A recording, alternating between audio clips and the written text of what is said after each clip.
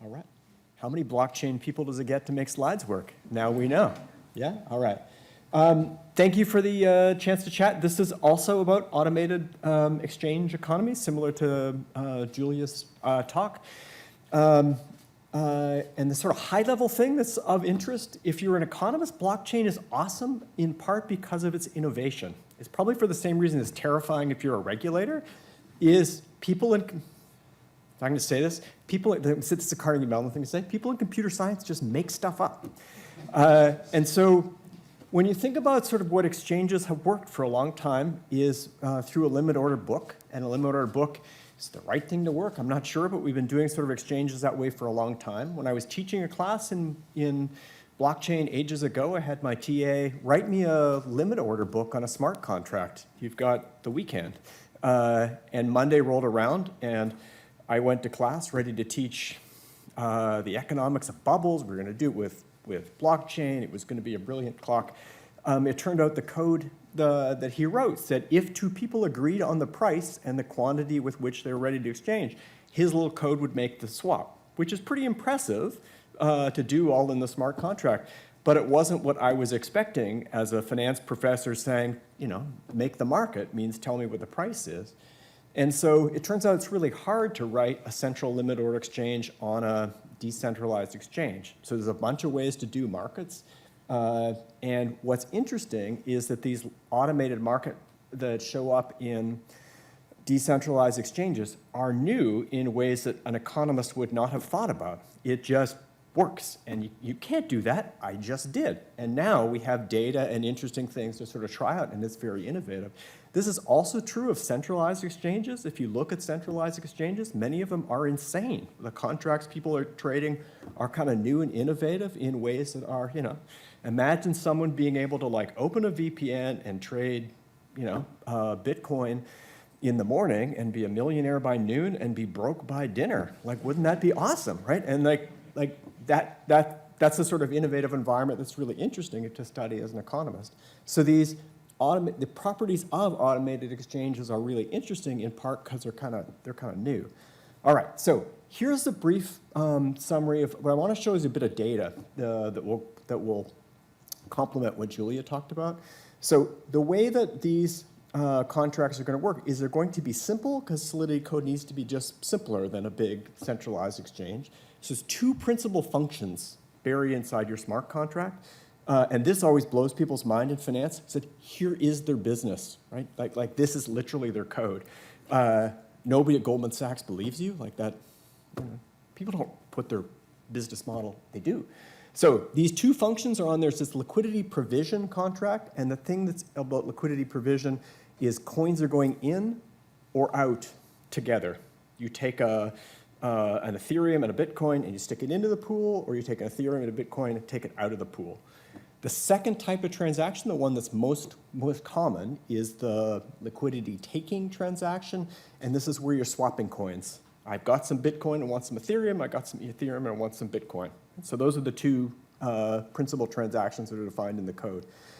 The way that price gets set, this is the part that is sort of just like a clever bit of coding solution to this complicated economic problem, is I want this price to be defined, so I'm just going to define it as implicitly as the swap rate that keeps these two things equal, this constant product. And the Uniswap v3 is basically saying, let's make this function more complicated than just this constant product.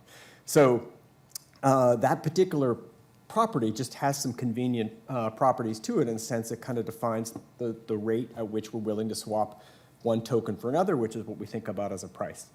All right, here's sort of the interesting thing about the data is you think about these two transactions, liquidity providing, that's moving across from this one orange line to another, or liquidity taking is kind of moving left or right across this transaction. Is if you look at sort of data, so this is data from 2023, the first half, and looking at some of the bigger contracts. So liquidity takers, transactions I'm defining here, people who only do liquidity taking transaction, which is the people that are walking back and forth from left and right, and that's what you see most of, and that's what you see most of at, I don't know, the New York Stock Exchange. Most people are busy swapping one security for another. The if you look at liquidity providers, these are people who are adding liquidity or taking liquidity off. These are fewer transactions. They're typically bigger transactions. The part that is interesting here is they do a fair bit of liquidity taking. They are actively managing their liquidity position on the pool. They're not just putting in and taking off.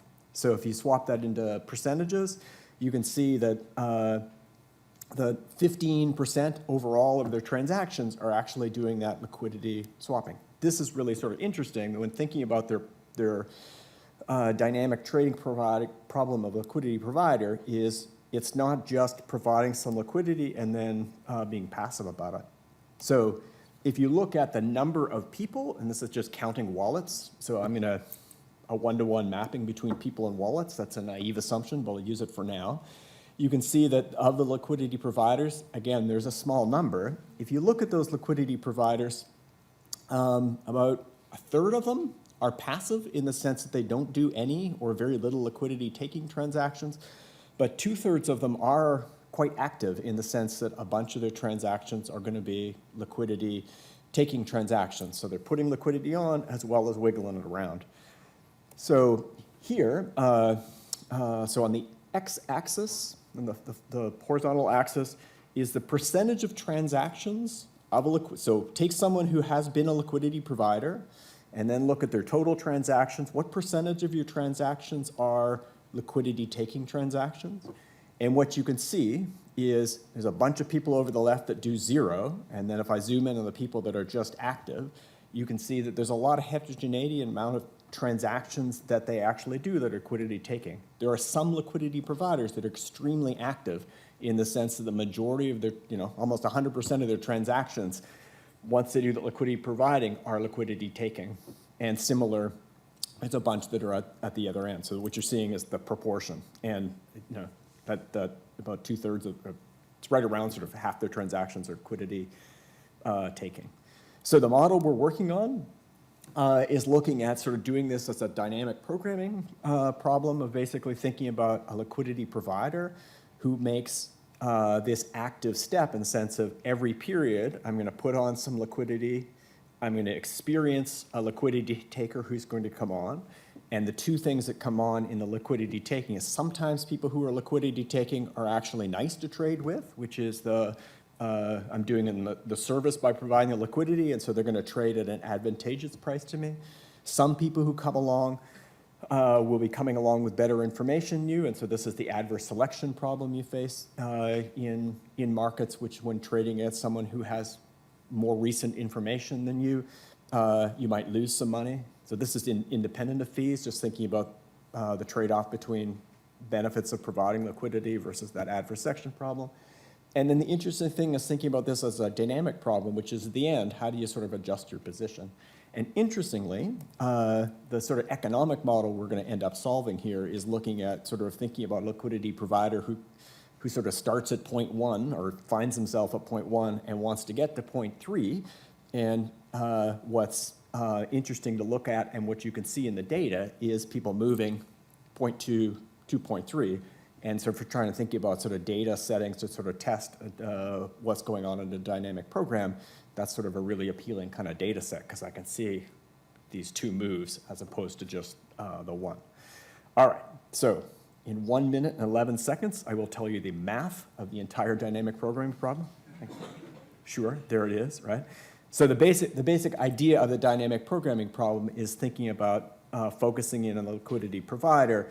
The liquidity takers we model as a bit more myopic in the sense that they move in and out. And the idea is basically you put your liquidity position on, hoping to take advantage of someone who just needs some liquidity, in which case they trade at one of those nice prices for you, occasionally recognizing someone's going to come along knowing that the price of Bitcoin has updated, make that trade-off, and then think about that dynamic programming problem. So I didn't mention this was joint with Errol Zetton-Jones, who everybody saw yesterday, and our PhD student here, Yikang Sheng, and also funded through the CMU secure blockchain setting. All right, thank you.